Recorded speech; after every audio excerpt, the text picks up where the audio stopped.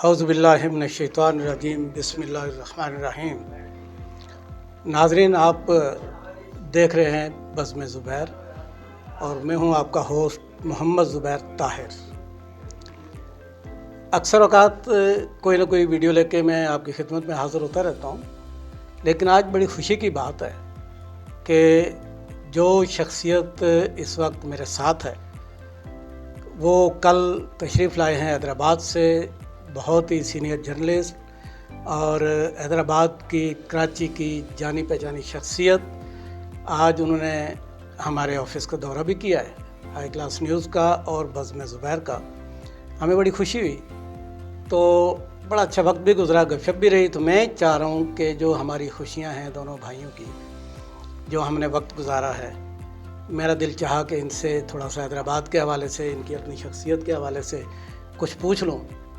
تو تعارف آپ کو میں کروا دیتا ہوں۔ میرے ساتھ اس وقت موجود ہیں جناب سید فیاض الحسن صاحب، سینئر جرنلسٹ۔ شکریہ۔ السلام علیکم، کیسے ہیں فیاض بھائی آپ؟ خیریت سے ہیں؟ ٹھیک ہیں، بہت اچھا لگا آپ تشریف لائے کراچی۔ نواز کیسی ہے آپ کی؟ الحمدللہ، نوازش آپ ٹھیک ہے۔ کیسے ہیں؟ ہم آپ کی تحریریں تو پڑھتے رہتے ہیں فیس بک کے اوپر، جی اور ماشاءاللہ اللہ نے آپ کو ایسا ملکہ عطا کیا ہے کہ آپ کوئی بھی اچھی اور قابل ذکر شخصیت جو ہے وہ علمی حوالے سے، ادبی حوالے سے، بڑی نوازش، آپ ان کے اوپر جو آپ کی تحریریں ہوتی ہیں نا، وہ اس شخصیت کو بولنے میں مجبور کر دیتی ہیں۔ وہ ایک ہوتی تو تصویر ہے کھینچی ہوئی، لیکن وہ ایسے لگتا ہے جیسے وہ بول رہی ہے شخصیت، بہت اچھا لگتا ہے۔ تو میں آپ کی ان تحریروں کا بڑا فین ہوں۔ نوازش، شکریہ۔ تو آپ سے گزارش یہ ہے جناب کہ اتنے آپ موتی پروتے ہیں، اتنا اچھا لکھتے ہیں، یہ شوق آپ کو کب سے؟ یہ سوال بڑا پرانا ہے، لیکن میں آج آپ سے یہ کر رہا ہوں کہ یہ لکھنے لکھانے کا شوق کب سے ہوا آپ کو؟ سب سے پہلے تو میں ہائی کلاس کے کراچی کے نیوز ایڈیٹر جناب زبیر طاہر صاحب کا، اور سب سے بڑھ کر بزم زبیر، ایک ادبی تنظیم جس نے ادب کے افق پر، میں اس کو ہلچل تو نہیں کہوں گا کیونکہ ہلچل دوسرے معنوں میں استعمال ہوتا ہے، لیکن ایک خاموش خدمتگار جو اپنے تمام عزائم کے ساتھ، تمام کوششوں کے ساتھ، تمام کاوشوں کے ساتھ بروکار لاتے ہیں، اور ان کی یہ کاوشیں صرف اور صرف حلقہ کراچی ادب میں نہیں دیکھی جاتی بلکہ پوری دنیا میں دیکھا بھی جاتا ہے اور سراہا بھی جاتا ہے۔ نوازش آپ کی۔ اس کے لیے میں ان کو سلام پیش کرتا ہوں۔ بے خود، جزاک اللہ، جزاک اللہ۔ پرخلوص، بے لوث شخصیات کی ہمارے یہاں ازل سے کمی رہی ہے۔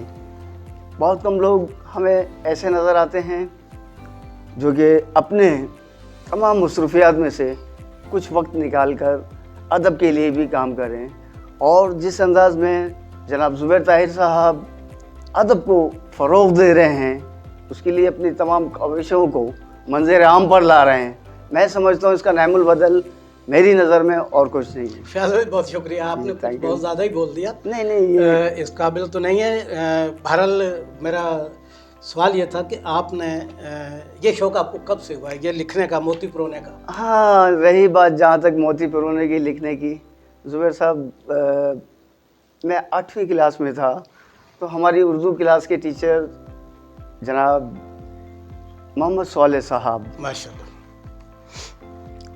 ان کی اردو پڑھانے کا انداز آج تک میں نے اپنی لائف میں، میں نے اپنے بچے بھی ایڈوکیٹڈ ہیں، میرے بہت سارے اساتذہ دوست بھی ہیں، بہت سارے معلم وہ بھی میرے دوست ہیں، بہت سارے اساتذہوں سے میرا رابطہ بھی رہتا ہے، ان سے بات چیت بھی رہتی ہے، میں نے ان کا پڑھانے کا انداز بھی دیکھا ہے، طریقہ بھی دیکھا ہے، لیکن جو ہمارے اردو کلاس کے ٹیچر تھے ان جیسا طریقہ مجھے آج تک زبیر صاحب یقین جانیے نظر نہیں آیا۔ تو آپ کا جہاں تک میرے علم میں ہے کہ صحافت میں آپ کا بڑا ایکسپیرینس ہے۔ جی، تو آپ نے، یہ تو اردو ادب کی بات تھی کہ آپ نے لکھنے کا شوق اور آپ کے اساتذہ کے حوالے سے مجھے بہت اچھا لگا۔ صحافت کے حوالے سے آپ نے کب قدم رکھا اس میں، یہ جو دشت صحافت ہے اس میں؟ صحافت میں اگر میں یہ کہوں تو یہ مبالغہ رائے نہیں ہوگی بلکہ بیجا بھی نہیں ہوگا. اتفاق سے مجھے ارلی ایج میں ایک ٹائیفائڈ بخار آئی تھنک اس کا 20 دن یا 21 دن کا گیرس پیریڈ تھا, وہ پیریڈ ہوا. اس دوران جب میری طبیعت رہی تو میں لکھنے کا تو مجھے شوق تھا, پڑھنے کا بھی شوق تھا. میں گھر میں بستر پہ تھا کیونکہ زیادہ مجھ سے وہ نہیں جایا جاتا تھا, ہر تھوڑی دیر بعد بخار ہو جاتا تھا. مختصر یہ کہ اس کیفیت میں نے ایک دن اپنا ایک جرنل, میری 9th کلاس کا جرنل تھا, وہ آدھے سے زیادہ خالی تھا اور 150 صفحات کا ایک جرنل ہوا کرتا تھا ہمارا بایولوجی کا. اس کے اندر 150 صفحات تو کمپلیٹ نہیں تھے, باقی کچھ خالی بھی تھے. تو وہ میں نے اٹھایا اور یقین جانیے میں لکھتا رہا. جب میں نے اس کو دیکھا تو 45 صفحے ہو چکے تھے. پھر میں نے اس کو دوبارہ ریکال کیا, ریپیٹ کیا, پڑھا. آپ نے اس کو کتابی شکل نہیں دی؟ نہیں, وہ دراصل وہ چوچو لفظ میں یہاں چوچو کا مربع استعمال نہیں کرنا چاہتا. وہ ملی جلی ایک وہ کیفیت تھی. وہ کیفیت یہ تھی کہ اس میں میری اپنی پرسنل ابیتی بھی شامل تھی. میں نے جو ڈرامے دیکھے تھے اس کا بھی عکس نمایاں تھا. میں نے جو کتابوں میں پڑھا تھا اس کی بھی جھلک اس میں تھی. میں نے جو معاشرے میں ماحول دیکھا تھا اس میں بھی جھلک اس میں محسوس تھی. وہ ایک سیکوینس میں نہیں تھا, ٹھیک ہے نا, اس کو میں اپنی سوانح حیات یا بیتی یا کوئی چیز بنا سکوں, وہ چیز اس میں نہیں تھی. اس لیے میں اس کو نہیں. لیکن پھر میں نے اس کو دیکھا. دیکھنے کے بعد میرے والد آئے تو انہوں نے بولا بیٹا آپ کی طبیعت کیسی ہے؟ اتفاق سے وہ سامنے پڑھا ہو تو بولے یہ کیا ہے؟ میں نے بس یہ میں نے ایسے ہی لکھا. تو انہوں نے اٹھا کے پڑھا, اپنے کمرے میں لے گئے. وہاں لے جانے کے بعد پڑھا. پڑھنے کے بعد تو بولے آپ نے لکھا ہے؟ میں نے بس ہاں میں نے لکھا ہے. تو پھر میرے والد کے ایک دوست تھے, وہ بھی بہت زیادہ اردو داں تھے. ان سے مجھے لے جا کر بعد میں اس وقت نہیں, جب میری طبیعت وغیرہ اچھی ہوئی, بعد میں ان سے لے جا کے متعارف کرایا, ملوایا. تو ان کا تعلق بھی اخبار سے تھا, وہ ہمارے محلے میں رہتے تھے. تو انہوں نے کہا کہ آپ ایسا کریں کہ اخبار کے لیے کچھ لکھا کریں. پھر مختصر یہ کہ انہوں نے لکھا.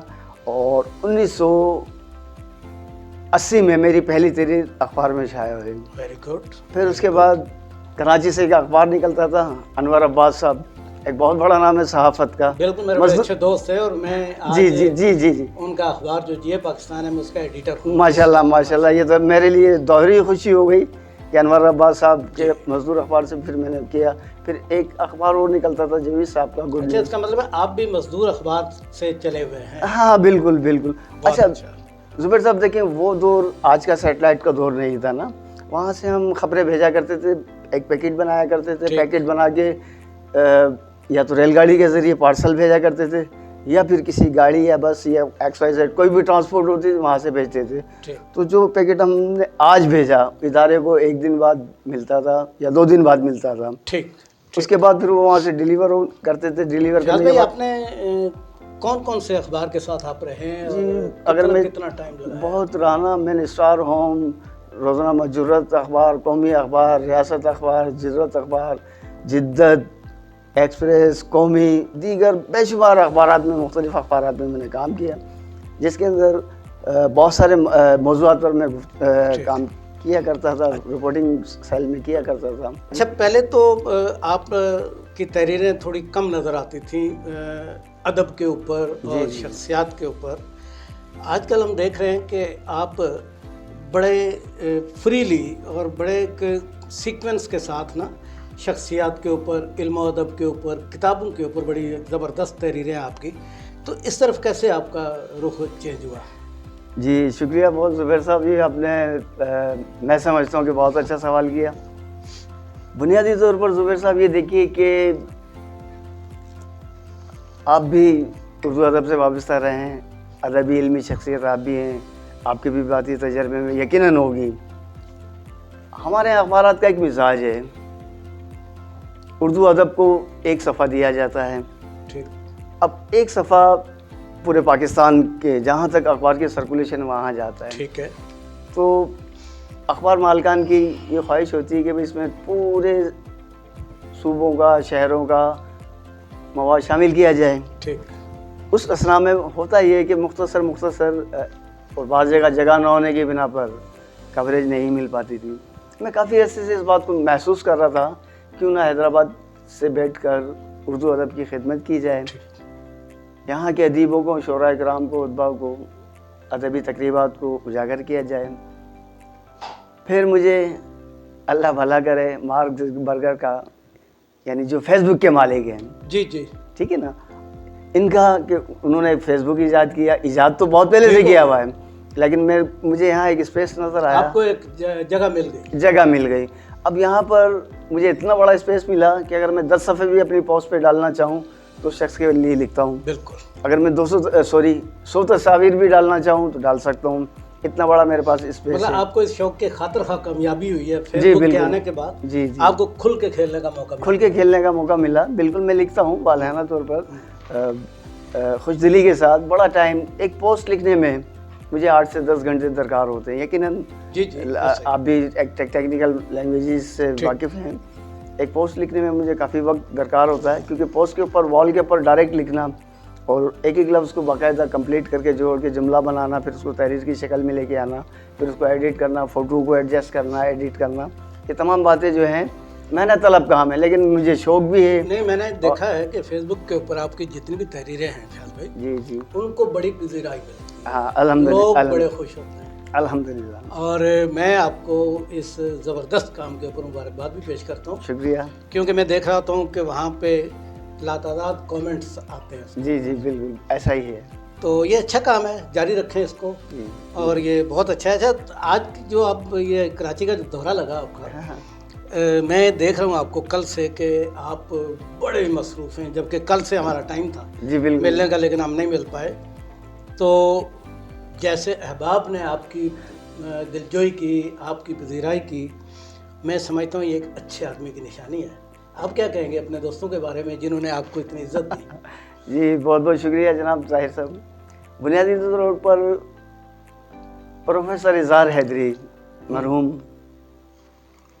ان کی ایک ادبی تنظیم ہے مکتبہ حیدری. جی, اس کے تحت ایک مشاعرہ تھا. اس مشاعرے میں ان کی صاحبزادی جو کہ ایک شاعرہ بھی ہیں, افسانہ نگار بھی ہیں, ان کے سالگرہ کی تقریب بھی تھی. انہوں نے مجھے مدعو کیا, اور یقین جانیے مجھے انہوں نے یہ نہیں کہا کہ آپ مہمان ہیں, چیف گیسٹ ہیں یا گیسٹ ہیں, سمپلی مجھے انوائٹ کیا. جبکہ یہاں کراچی میں جہاں جہاں انہوں نے دعوت نامے تقسیم کیے وہاں باقاعدہ انہوں نے میرا نام مہمانوں میں مینشن کیا. میں نے دیکھا آپ کی تصویریں بہت اچھی لگی. ٹھیک ہے نا. اچھا, تو میں جب وہاں آیا تو میں نے دیکھا مجھے وہاں بینر پہ اپنا نام مہمانوں میں نظر آیا, مہمان اعزازی. مجھے بڑا عجیب سا وہ فیل. میں نے بلایا انہیں, ملا جی آپ نے, بولے سر یہ میں نے آپ کو سرپرائز دیا ہے. بولے آپ کی اتنی خدمات ہیں, بولے میں آپ کو سرپرائز دینا چاہتی تھی. پھر اس کے لیے میں نے بنت اظہار کا, صدف بنت اظہار کا شکریہ بھی ادا کیا. انہوں نے بہت ایک اچھا حوصلہ افزائی کے لیے کام کیا تھا. بہت اچھی بات ہے. میں باقی دوستوں سے کیسی ملاقات رہی؟ اچھا, پھر اس کے بعد جب حلقہ احباب کو معلوم چلا میں کراچی آیا ہوں, تو پھر کل طارق جمیل صاحب نے بھی بہت پیار اور محبت مجھے دیا, اس کا میں انتہائی مشکور ہوں.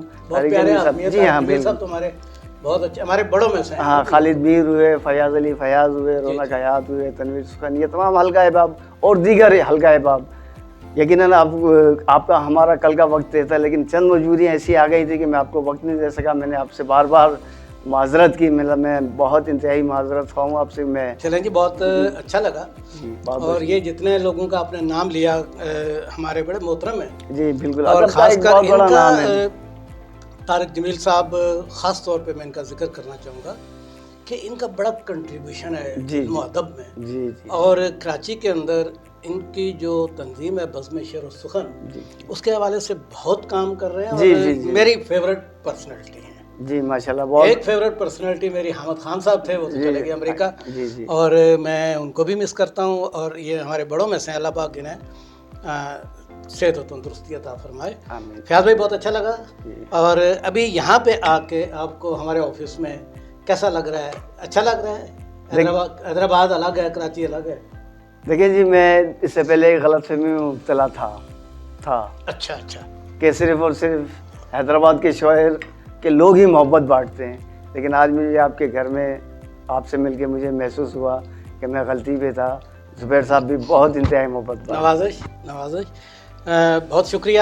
جی ناظرین, آپ گفتگو ملاحظہ فرما رہے تھے جناب سید فیاض الحسن صاحب کی, سینئر جرنلسٹ حیدرآباد سے آئے ہوئے ہمارے مہمان.